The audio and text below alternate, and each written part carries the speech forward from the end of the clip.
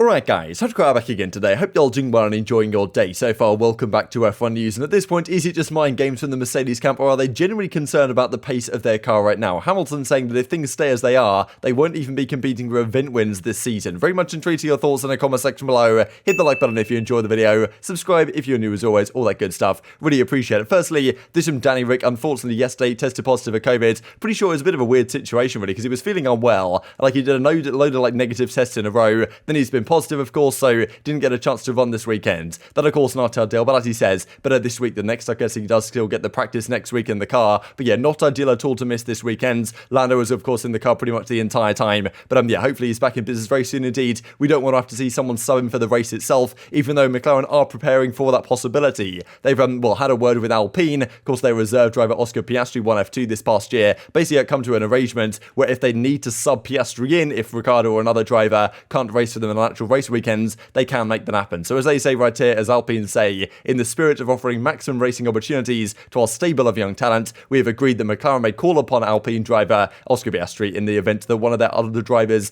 is unable to race. So, well, hopefully that's not the case, but still pretty cool to see, I think, the camaraderie between the two teams. But, of course, I guess they both benefit in a situation like this. This, firstly, look, well, let's just dive into testing right for the day. So, the day started today off slightly different to what we've seen the last couple of days, as in, well, Red Bull seemed to bring something new to the table today. Certainly, like, they brought a new aero package, effectively. We've kind of talked about the last couple of days, or at least it has been talked about, that there was something that Red Bull had in the pipeline visually, right, that would actually be different on the car. And of course, when they came to Barcelona, the side pods looked kind of interesting. Half of them had all just been cut away. Like, they weren't painted at the time, so they look kind of ugly. But the new ones here are honestly kind of different to what we had before. This is kind of the comparison shot. Like, up top, we have the Barcelona car, what we had pretty much the first part of Bahrain. And then the bottom is what it looks like nowadays. So a significant change really to how the side pods look, and really the aero package on the flooring of the car and the side pod in general. Now, well, seemingly, this has made quite some impact, as we just saw in that kind of tweet right there. Like, Perez was straight to the top of the times at the start of the day, and it was Verstappen who stayed at the top of the times to the end of the day. And honestly, watching their car today, felt way more poised in the corners than a lot of the other cars did, right? We've obviously seen the porpoising issues on the straights from the Ferrari and the Mercedes, most certainly. We'll talk about that in a second. But the Red Bull seems that, well, super, honestly, like, right on the line at the bottom of the track on the straights, and then the corners, honestly, looked really good to drive. And it seemed like Perez and Verstappen were having a good time with this new aero package, so it feels to me like Red Bull have kind of taken a step up today and said, okay, this is what we've got to the table here, and that the other teams have certainly got to chase them now, because Ferrari haven't looked pretty much the best team for 5 out of the 6 days. Now Red Bull kind of took over on the final day, and probably in a lot of people's eyes take some sort of advantage here into the race next weekend, but many things can change, of course, in the coming week. This is also another angle of it here from Albus. This is what it looks like now compared to what it looked like before, so definitely some change in the shape of the side pods. Of course, Mercedes just got rid of them entirely. So many differences, right? If you look at kind of the kind of camera shots of the side of the car, at least from the driver's point of view, of what it looks like on the Mercedes when they're just not there at all. There's just kind of a fin on the left-hand side. The Red Bull where they're kind of like half cut away, and then the Ferraris are just pretty thick, to be honest, right? But they're super well refined, and well, some people were calling them voluptuous, but well, we'll see what actually ends up being quicker over the coming weeks. Thought this is kind of cool as well, actually, because they were doing some practice starts finally here. I think there was meant to be one a few days ago, but finally they got away for an actual race start, lights out, and away we go for the first time this season. There's also some good racing going on. Well, kind of racing, not really, but I mean, this was well, Hamilton in the car and Gasly. Now, we kind of saw for a few laps here, they pretty much just chased each other around, and this is really good to see, actually, just because I think they were testing out effectively how it feels to follow in another car's wake. And this year it seems to be very different to what we've had the last couple of years. It seems like the general perception is this year's cars are way easier to follow behind. Like, you don't get as much turbulence, right, due to the ground effect that is now being used. It's not such an issue of overheating, right, the tires, all these type of issues that we've had the last few years. So hopefully that indeed the intention of these regulations to, well, promote better racing does indeed come through. It seems like so far what the kind of drivers are saying, what the teams are saying, that is going to be the case. Whether it means we can get rid of DRS this season or at some point in future seasons, that's on the agenda. Probably not going to happen as of yet, but I'm still excited to see these guys kind of test this out on track. Seems like the kind of general feedback is it's a pretty good change. So the day finishes off with Verstappen topping the timesheet under 132. I believe his quali lap that he got pole on here like a couple of years ago, or maybe last year, was at 128 high, like 129, something in that ballpark. So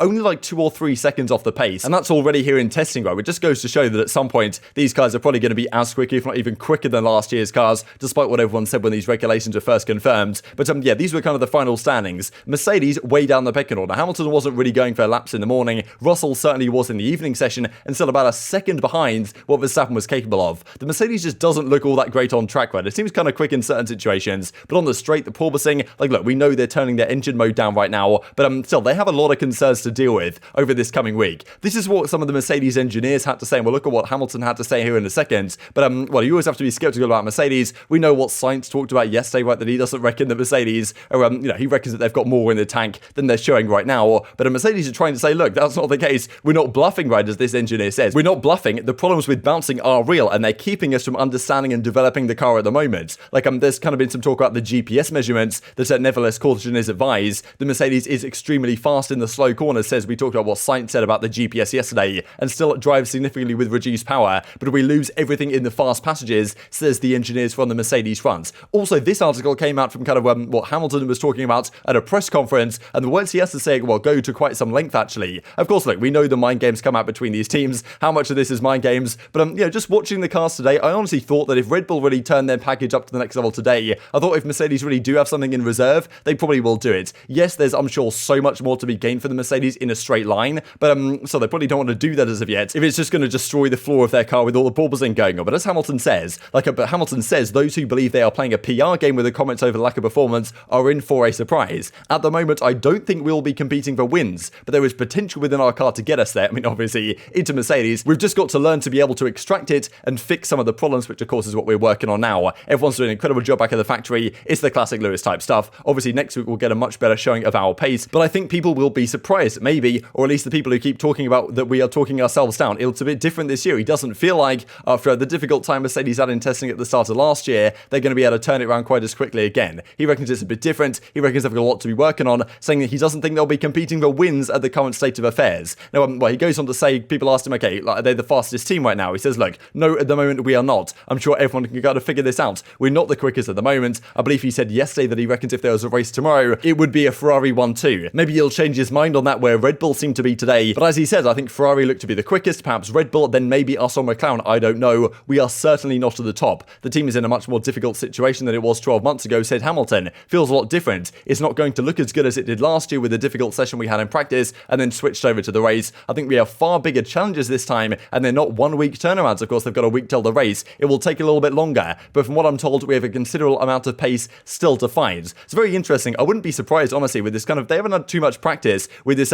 brand new car they've really rolled out here in Bahrain. Only a few days here, like, to test it. He reckons it's more than a week that they're going to take to turn this around. The Mercedes engineers are lightning fast and right on the money, and I wouldn't be surprised that at some point this season, maybe it takes 3-4 races, who knows, to get the Mercedes to be competitive with the top teams. But I'm sure they'll get there eventually. Whether they'll be there at the start of the season, though, Hamilton doesn't reckon so. Just before we finish out the video, though, I did want to mention the max speeds of the day. This gives some indication on what kind of engine power these teams are running on. Maybe not entirely right, because GPS, people can slow down in the corners, this type of stuff. But on the straight, it was actually Russell Dano in 15th. He was kind of the only one out of the Mercedes guys pushing for times today, and he got a 3:08.6. Verstappen at a 3:13.7. So definitely shows there's more to be gained for this Mercedes in a straight line, which probably will kind of close the gap a little bit. But still, just watching the thing, seems like they still have plenty to work on right now. Mattia Binotto from the Ferrari side says, look, he's pleased with their consistent running during testing. Certainly the reliability of the top teams has been very impressive, but it does insist that Red Bull and Mercedes are still the ones to beat, as of course you would expect teams to do. And just to finish things out here actually with this from Haas, because Mick Schumacher actually went P2 on his last run. Similar to what Magnussen did yesterday, getting that P1 time, he was only half a second back actually on the C4s. I believe Verstappen might have been on the C5s actually, so if anything, that's a pretty comparable time, which isn't really too bad for Haas, right? At the end of the day, they've shown some good promise the last couple of days. I think exciting stuff for where the pecking order is going to be this season, but very much intrigued to your thoughts on all this stuff in the comment section below. Hit the like button if you enjoyed the video, subscribe if you're new as always, I'd greatly appreciate it. Thanks for watching as always, take care of yourselves, and I'll see you next time.